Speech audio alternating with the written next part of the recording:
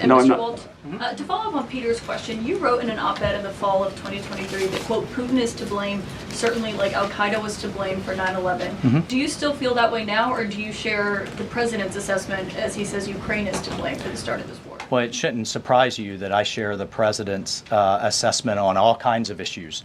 What I wrote as a member of Congress was as a former member of Congress. Look, what I share the president's assessment on is that the war has to end. And what comes with that?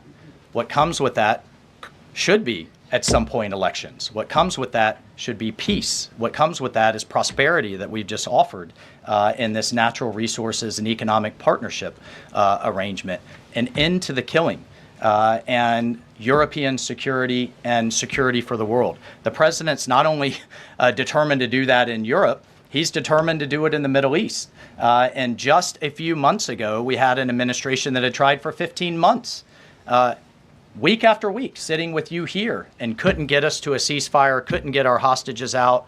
Now we're at that point. We're back to maximum pressure on Iran, and we have just begun, and we will drive towards a ceasefire and all of those other steps. I'm not going to pre-negotiate or get ahead of the sequencing of all of that. It's a very delicate situation. But this is a president of peace, and who here would argue against peace? Okay, so you do share that assessment. And can I follow up? In 2017, go ahead, then Jordan. President Trump. Go ahead, Can I just Jordan. follow up really You quick? just had two questions, Caitlin. Jordan, go ahead. Mr. I have an Hassett. important follow-up. Jordan, go ahead. So, Go ahead. Mr. Hassett, you were speaking about tariff revenue, and you also addressed a question about the IRS. President Trump has spoken about replacing income tax with tariff revenue, especially with all this waste, fraud, and abuse that we're seeing cut. Is that a possibility? Absolutely. And in fact, if you think about the China tariff revenue that we're estimating is coming in from the 10% that we just added, plus the de minimis thing, that it's between $500 billion and $1 trillion over 10 years is our estimate. And that's something that is outside of the reductions that markets are seeing through the negotiations up on the Hill. And so we expect that the tariff revenue is actually going to make it much easier for Republicans to pass a bill, and that was the president's plan all along. And then I have a question for Stephen Miller about DOGE.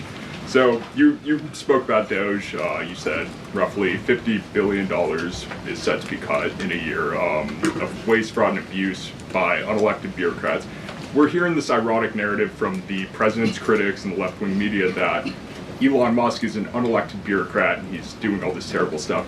Isn't one of DOGE's objectives to get rid of the federal bureaucracy, the deep state? And also, who was running the White House when Joe Biden was in office? Because I don't know a single person who believes it was Joe Biden. Yes, you're tempting me to say some very harsh things about some of our media friends.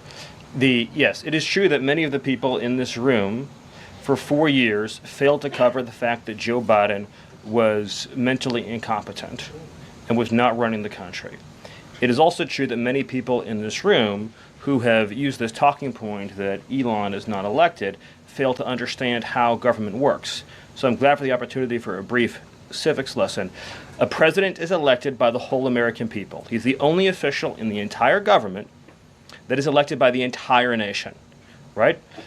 Judges are appointed, members of Congress are elected at the district or state level, just one man. And the Constitution, Article 2, has a clause known as the vesting clause, and it says the executive power shall be vested in a president, singular. The whole will of democracy is imbued into the elected president. That president then appoints staff to then impose that democratic will onto the government. The threat to democracy, indeed the existential threat to democracy, is the unelected bureaucracy of lifetime tenured civil servants who believe they answer to no one, who believe they can do whatever they want without consequence, who believe they can set their own agenda no matter what Americans vote for. So Americans vote for radical FBI reform, and FBI agents say they don't want to change. Or Americans vote for radical reform on our energy policies, but EPA bureaucrats say they don't want to change. Or Americans vote to end DEI, racist DEI policies, and lawyers of the Department of Justice say they don't want to change. What President Trump is doing is he is removing federal bureaucrats who are defying democracy by failing to implement his lawful orders, which are the will of the whole American people. Thank you.